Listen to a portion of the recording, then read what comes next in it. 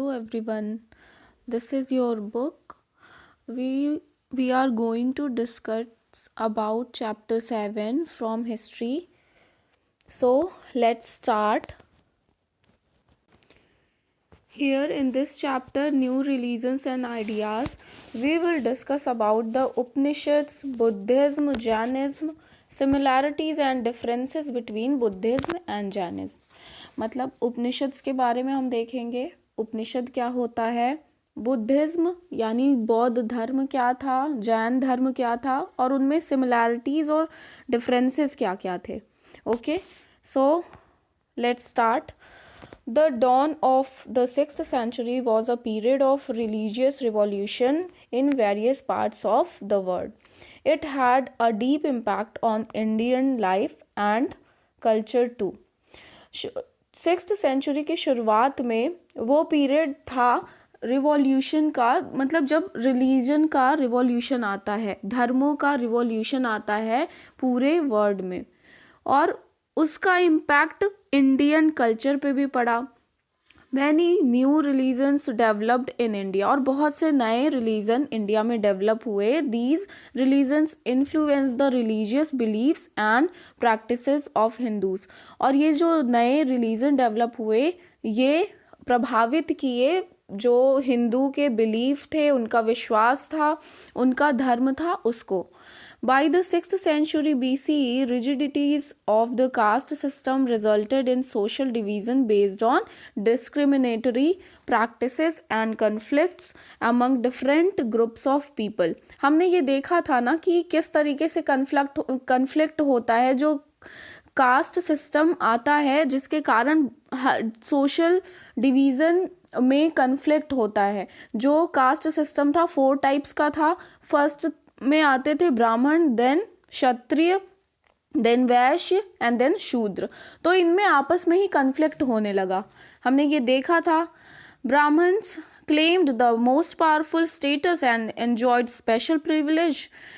और जो ब्राह्मण थे वो खुद को बहुत पावरफुल क्लेम करते थे, समझते थे खुद को कि वो बहुत पावरफुल हैं. The Kshatriyas were oppose to this domination of the Brahmans. और क्षत्रिय जिस कारण से उनको मतलब क्षत्रिय उनका अपोज करते थे कि जो ब्राह्मण ये बताते थे कि हम बहुत पावरफुल हैं, तो वो अपने आप को डोमिनेट करते थे ना, तो इस वजह से क्षत्रिय जो थे उनको अपोज करते थे. Almost all the taxes were paid by the Vaishyas. और सारे टैक्सेस जितने भी थे वो लगभग सभी वैश्यास के द्वारा पेड किए जाते थे. The Shudras worked as slaves, craftspersons and laborers were deprived of all rights enjoyed by the other 3 classes of the society. Shudras थे, वो उनका क्या काम था कि वो कहीं पे नौकर का काम कर लेते थे, स्लेव की तरह, गुलाम की तरह काम कर लेते थे, क्राफ्ट्स पर्सन की तरह काम कर लेते थे, लेबरर की तरह काम कर लेते थे, यानी मजदूरों की तरह काम करते थे. और सारे जो अधिकार थे उनसे ये शूद्र जो थे ये वंचित थे. बाकी तीनों को बाकी जो कास्ट सिस्टम था, जो 3 वर्ण थे, उनको तो मिला हुआ था अधिकार, पर इन्हें नहीं मिला था. All these led to a wide spread social discontent. और जिसके कारण डिसकंटेंटमेंट पैदा होता है सोशल में. Almost all religions texts of this period were written in Sanskrit. और उस टाइम पे जितने भी टेक्स्ट थे सभी लगभग संस्कृत में लिखे गए थे. Ironically however Pali and Prakrit were the languages of the common people. लेकिन जो कॉमन लोगों का लैंग्वेज था, वहाँ पे बोलचाल का लैंग्वेज था, वो उस टाइम पे पाली और प्राकृत था.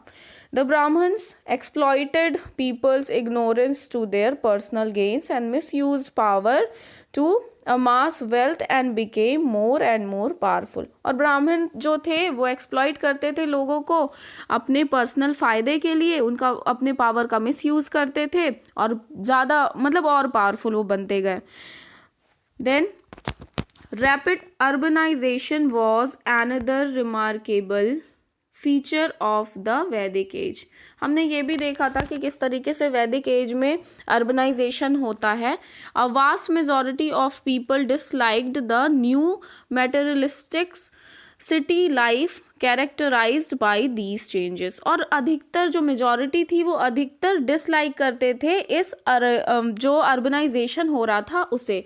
दे craved for a new faith that could promote simple living. और वो एक सिंपल लिविंग, अब मतलब ऐसा धर्म चाह रहे थे जो उनको सिर्फ सिंपल लिविंग प्रोवाइड करे। ठीक है।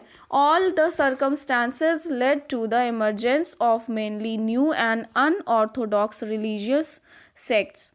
Among these, Jainism and Buddhism were most popular and developed into well-organized religions.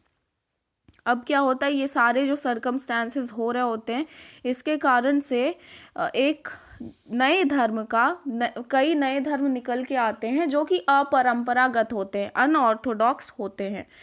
ठीक है, जैसे कि और उसमें से दो धर्म ऐसे थे जो बहुत ही ज़्यादा पॉपुलर होते उस टाइम पे, Jainism and Buddhism. Both Jainism and Buddhism did not attach any importance to the varna system prevailing in the society. और इनका जैन धर्म और बुद्ध धर्म का इनका कास्ट सिस्टम से कुछ भी लेना देना नहीं था, मतलब कास्ट सिस्टम पे बेस्ड नहीं थे ये।